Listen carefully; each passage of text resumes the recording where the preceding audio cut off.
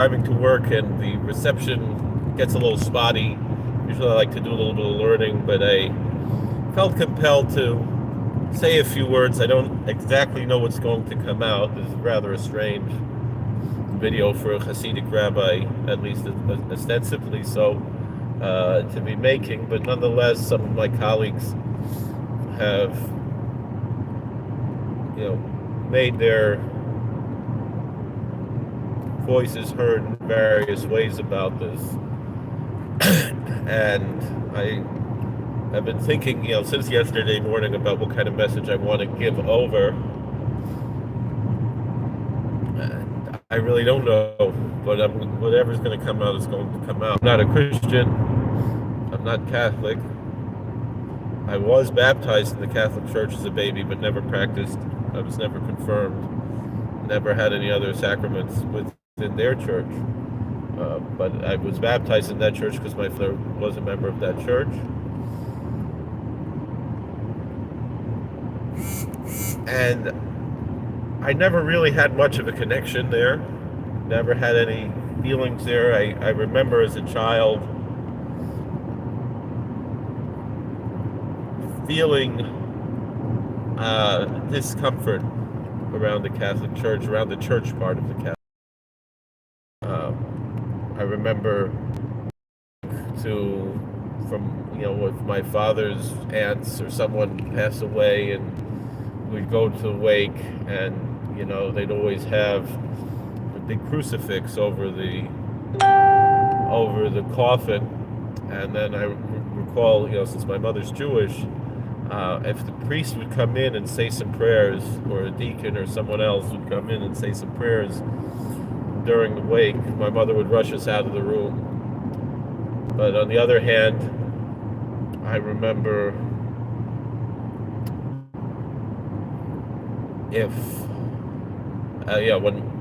obviously when I was baptized, I was a baby. I don't remember that. My sister, who was a year younger than me, less than a year younger than me, like 51 weeks younger than me, of course, I don't remember that either. But then my younger two sisters were also baptized in the Catholic Church, but also had Hebrew names given in an Orthodox shul where I'm spending a lot of time right now recently. But I recall, very briefly being there for their baptisms, but not feeling comfortable there. Even though when I was a child we weren't religious, I felt very comfortable in shul, in an Orthodox shul, and I felt very uncomfortable in church. The very few times I remember actually stepping into a church as a child, the two times that I remember my sister's baptisms, and then one time on a school field trip, we went to Manhattan and they did take us to St. Patrick's Cathedral.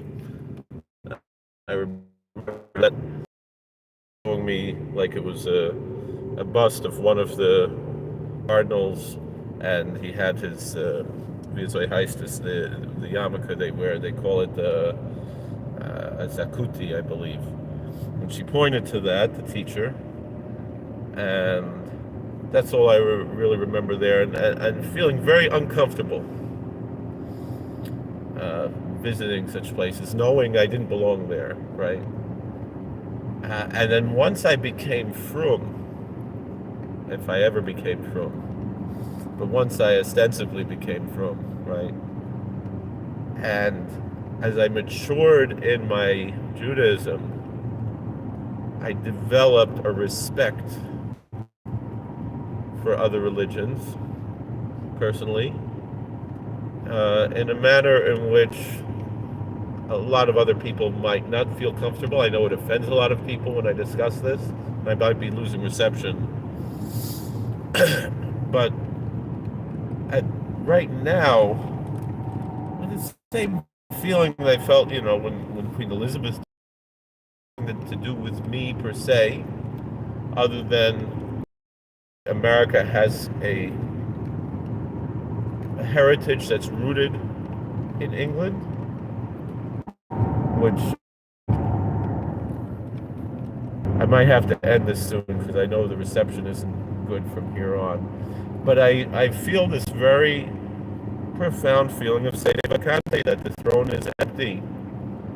And in the morning when I saw my coworker, the Catholic deacon, I know he didn't like Pope Francis personally, but I offered my condolences out of respect for the church, out of respect for the position of the Pope, recognizing the importance of that office. Even a lot of Catholics that I know were not fans of his, but yet there's the respect for the office and respect for my neighbors, and to show respect at that time, even with such a small gesture. And another coworker I know who's a devout Catholic extended my condolences. And I remember, like, the deacon was like, "Oh, everybody's shocked. He was sick and he's old, and like, that's it." But the issue, I don't think, is even so much about Francis personally, although I'll mention a colleague of mine, Rabbi Yisachar Katz, we coming in opposite directions. I being raised not really Orthodox, but my Orthodox influence growing up was from the modern Orthodox religious Zionist world, and me going toward the Satmar world, and him growing up in the Satmar world. And people who know him, I know Brother Roof told me, es gewein beste Buch in Monroe. And so this Yid, Rabbi Yisachar, soll gesund sein, had changed his Facebook profile to Pope Francis, and he wrote Ish Chassid Haya, and then he wrote Zecher Tzaddik Levrach. I can't say that on Pope Francis. I don't feel that about him. I respect the positive things about him. I remember when he was elected Pope, how I was like, "Oh, this is a very good choice." And then, as time went on, I realized maybe not.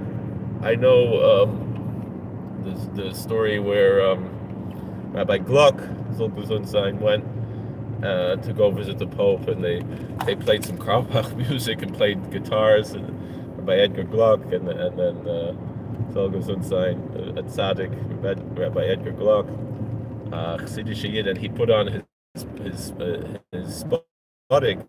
Oh, we're back.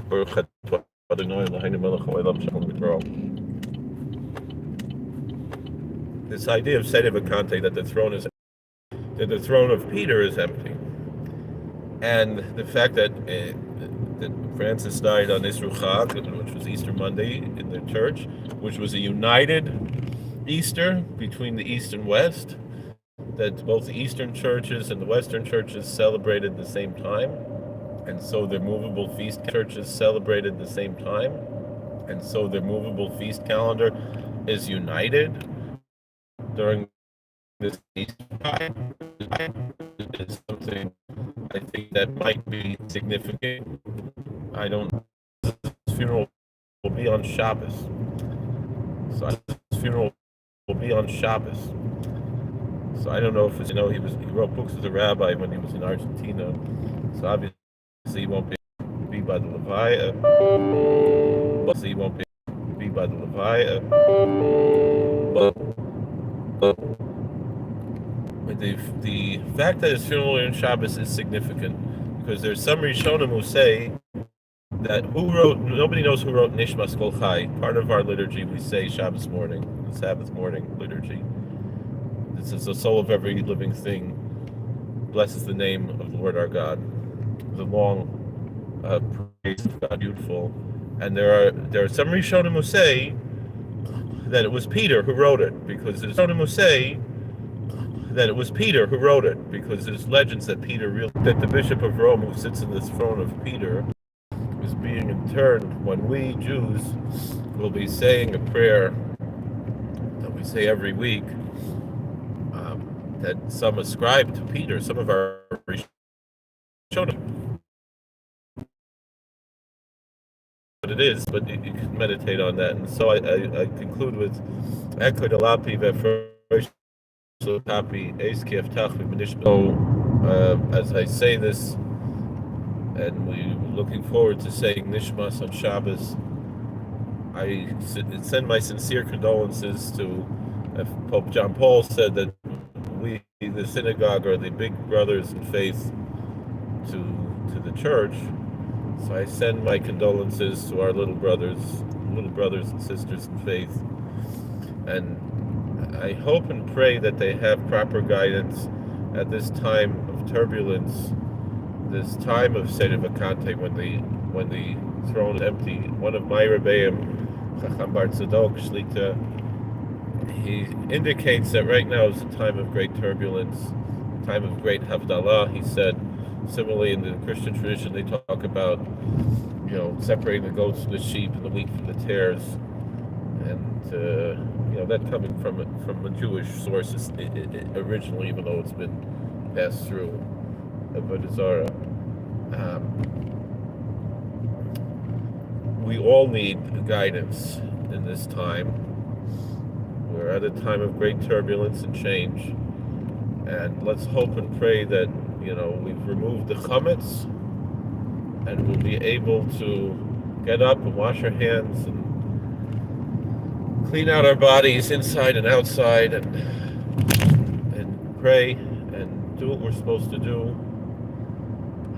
After reading what Rabbi Bar Tzadok said and how he said, I woke up this morning and it said, you got to wake up and you got to do your morning rituals. And I got up and I said,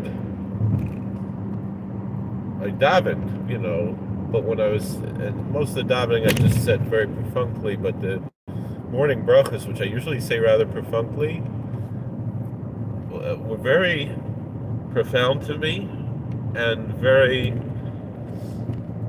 very eschatological. That God gives to the rooster or to the heart understanding to discern between day and night. That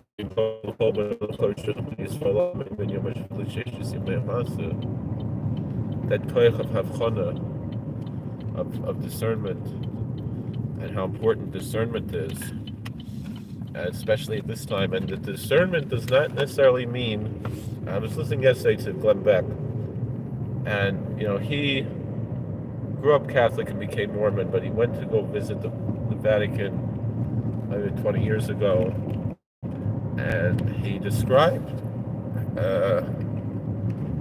being led around and getting to see things other people didn't see, Vatican archives and things that other people didn't get to see. And then he said he was guided around by several cardinals and bishops, and he said they were just wonderful, godly people.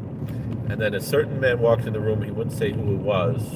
It wasn't Francis. Although when I told the story to the deacon, he said, "Oh, this must have been Francis." And he said, "No, it was somebody else. The one who, the emperor behind the Darth Vader, And he said, when this man walked in the room, he felt evil.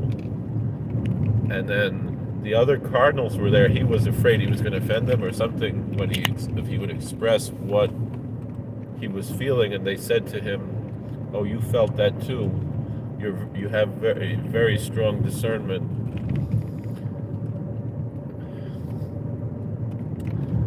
And the lesson from that, I recall there was there was one time I was listening to the radio, and it was a Catholic radio show, and they were talking about how, according to Catholicism, Mormon Church is not Christian because they deny the Trinity. But he said, even though they're not Christian, doesn't mean we can't be friends with them. We can't fellowship with them. Just like for decades, the church and the Jewish community discussions and dialogue. And I remember as a teenager watching on television, I wish I could find these videos. I work with Christian clergy, Catholic, Orthodox, Protestant, and the Catholic and the Orthodox that I work with on a daily basis would not have this doubt either, but here the cardinal did, right? As far as I can see, I think they're both very convinced in their faith. But what Rav Soloveitchik said was when they said to him, I'm looking forward to see, am I right or are you right? Were we right or are you guys right? Were the Catholics right or were the Jews right? And Rav Soloveitchik said he lost all respect for him at that time. Because he said you would ask the simplest Yidden brisk. You point to the cathedral there, and he said, "Do you have a Havamina? Maybe they're right." And he spit on the floor, and he said, "What are you, stupid? What's wrong with you?" Well, no, of course not. Like, why would he even ask such a question? And the same thing, I have absolutely zero doubt that Orthodox Judaism is the true Torah that was given by God at Mount Sinai, that our faith is true and the other religions are false, but nonetheless, I also recognize that God created a world with diversity that includes religious diversity, and within particularly the fallen world of the Gullus that we're in, that the diversity is part of God's plan, and that there's a lot of good that comes out of that diversity, like the Rambam says. But also, for the most part, I'm pragmatic about this, of understanding that we live in a diverse world, and that includes the diversity within the Jewish world as well, and the fact that we're not going to change everybody or anybody for the most part, and that people are often just where they belong and where their soul root belongs for now, and sometimes people change and sometimes people go from one place to other, and it's not always what it's supposed to be either with that, and it's a lot of things going on, and it's back to what we said, how Jung spoke about putting on a mantle that isn't yours, and certain people have a certain mantle that is theirs, and how does that work? And certain people are not in the right mantle and have to put on a different mantle, and when they put it on, they have to put it on all the way. But then this world that we have is a lot of confusion and all kinds of things going on. But in any event, the point that I'm bringing out is that the Havdalah is not going to be, all right, we're Orthodox Jews and everybody else is going to hell. No. Unless you're an Orthodox Jew, Orthodox Judaism, you're lost. No. First of all, it's a very Protestant Christian idea to think like that. Evangelical Protestant Christian idea to think, we're the only ones who are saved and everybody else is going to hell. And that's not that's not the original Christian way. One of my colleagues, Father Kowalczyk, he always likes to tell a story about, I think he saw it on television, and they had various clergy speaking on one of these talk shows, like especially they had in the 80s, like Donahue or something, but this was like a Canadian type of one. I know they have shows like that now, but I don't know who it is now, who's the new Phil Donahue or Sally Jesse Raphael, whoever it is, the Heintiger.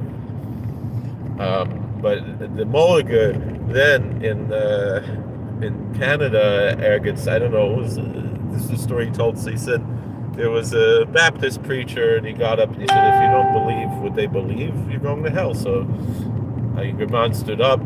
He said, I'm Jewish, that means I'm going to hell. He said, if you don't believe what we believe, you're going to hell. So then there was over there an Orthodox priest, and he said, what do you have to say? If I have to go to hell to bring my brother out of hell, then I will go into hell to bring him out. I don't want to let anybody else in. We have the same stories by our tzaddikim. There was a certain tzaddik, I forget, it was Rimmenover, I know Shlomo Karbach tells a story that they say everyone has to go through Gehinnom, even if it's just for a second, just pass through before they get to Gan Eden. And a certain tzaddik, when he was there, he said, "I'm not leaving." He said, "No, you have to go. You're tzaddik. You can't be here." He said, "I'm not leaving unless I can bring everybody who's here with me." So, in any event, the point that I'm going to bring out is it's not what team are you on. You know, when Mashiach comes, they'll know we're right. We don't have to convince anybody to join our team. We don't have to. We have enough business taking care of ourselves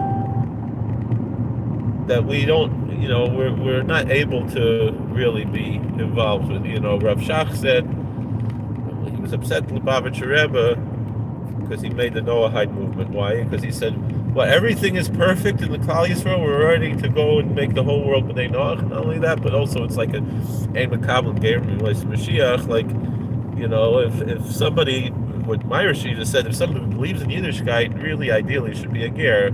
This idea of remaining a Ben Noach is very problematic. It's not so pashut, but it's also not pashut. Certain people, and that's where their neshama is, and we respect that as well. I remember, talking to somebody about that who was from this world, whatever. But Maman of Shach, in any event, the point that I'm bringing out, what is that? So, is that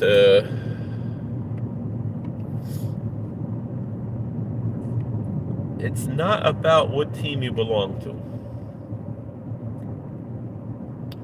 It's about what's inside of you. Whatever religion you are, whatever culture you are you for good or for evil? Meaning, there's a story I heard, not that I take this as being actually true, but the message is a good message, and it could be true.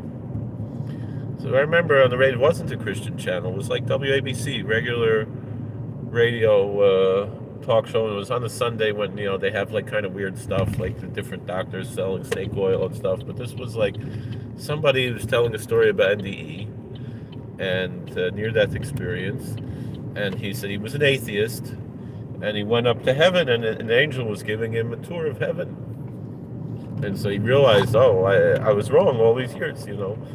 Similar to like Dr. Greer, that he was meditating, and he was raised as an atheist, and then he met some extraterrestrials in his meditation, and they taught him about God, and everything they taught him was true, that there's one God, and Mamala Kalalmim, Seviv Kalalmim. If I say I get Dr. Greer, even though again I disagree with certain things he says, and he has certain chesronos also, but he has a lot to him. You have to find that balance, though. I remember talking to Rabbi Bar Tzadok about him, and he said he was too much into transcendental meditation, whatever, Dr. Greer, and meaning, but anyway, the point that I'm bringing out, and I really now have to get back to learning. It's gone on a little too long. Wasn't expecting me talking this long, but I like to talk, whatever it is. And I don't know and I thank anybody who's listening. I appreciate it. So and then what I want to bring out here is that it's along the lines we see in Chazal, in the writings of our sages. The Christians are convinced that the Sadducees and the Pharisees were two political parties, and they were both, and from the Christian eyes, they were both brood of vipers, whatever. When you look with and especially the Protestant world is very verkauft on this. When you look with the discernment of how Chazal looked, and the nuance of how our Chazal looked. So the Tzadukim, the Sadducees, Taka, they were a political party. Pharisees were not a political party. The term Pharisee as a political party, quote unquote, was more or less a slur that the Sadducees used against the followers of Chazal, people who were true to the Torah and to the sages. But in the parlance, so when you see in the parlance of Chazal, there's three ways you see the term Prushim is used.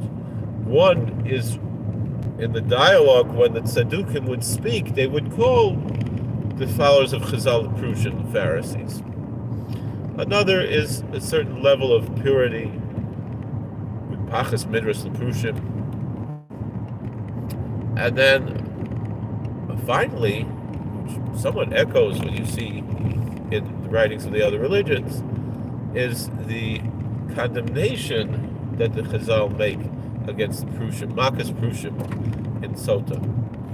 And they said that there's different types of Prushim and that they're all different Pharisees and that they're all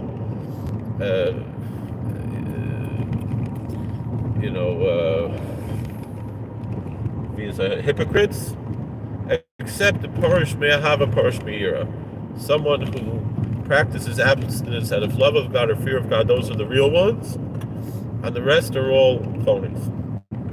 So it's the same type of thing that you see, but the point is when you look at what those are, they're really descriptions of mental illness,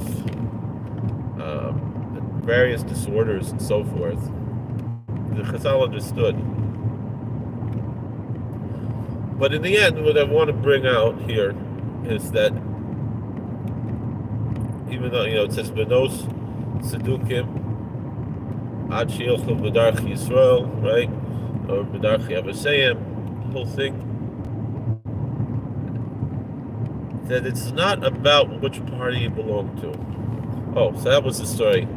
So this fellow said he had an NDE, he had near-death experience, and he asked the angel, which is the true religion? And he expected the angel to say, the Western branch of Presbyterian, whatever, And then the angel looked at him and said, that's not the right question to ask. He said, because there are good people in bad religion and bad people in good religion.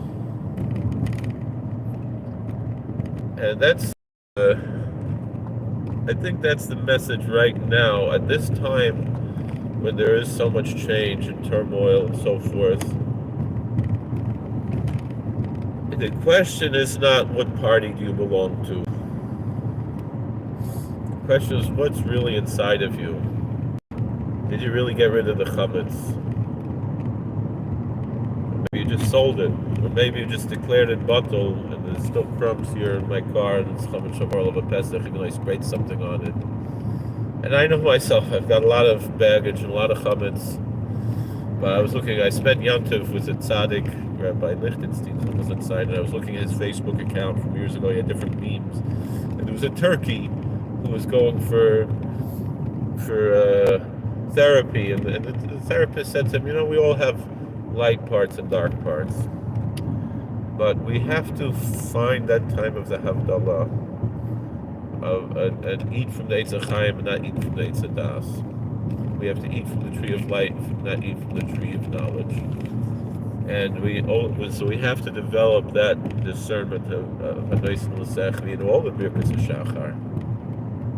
We have to wash our hands, clean out our body inside and out, and say our morning prayers, put on tefillin and talis and tefillin and pray. And it's as if we build an altar, and allow us to be guided by the proper ways. And of course, the Torah is the emes.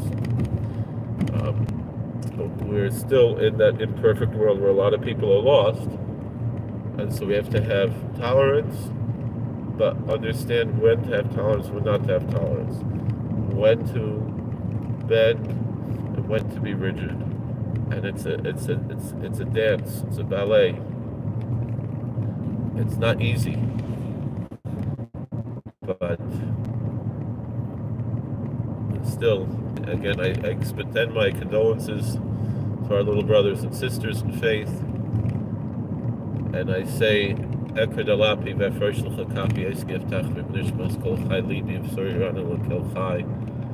we all look forward to Skalas Koit Shemayim. Might be a lot of difficulty now. We know Russia comes from that city, and it's interesting. who who did they bring out was Romulus and Remus. There's a little bit of ritual magic in that. If you know I'm talking about the dire wolf, it's not a dire wolf, and all of that. It's not just science, but so let's look at things with discernment and keep our eyes open and keep our hearts open and try to do things in the right way, and try to live in the right way, and try to have love and peace and brotherhood between all the different communities and different faiths. But stay true to who we are as well. All right. Any questions, comments? I see there's one person here. Thank you for watching. God bless. Please like, share, and subscribe. If you're not subscribed, please consider subscribing. I have over 5,000 videos on the channel. Please consider looking at some of the old videos. But if there's no questions or anything, this time I am almost to work, about 10 minutes away from work, and I have my own emotions and things I have to take care of. I have a very, very busy day today. So thank you for watching, and we love you, and let's try to figure out how to let go and let God. It's not going to be easy, a lot of things. We're going to be dealing with a lot of struggles right now, but if we are in tuned, hopefully it won't be too difficult. And we'll be able to go to that next world, the next level, and the fulfillment of eschatology, whatever point we're at, we'll be able to do it. I don't know. I know I have a lot of baggage that I have to deal with personally. All right. I love you. We'll talk to you later. God bless.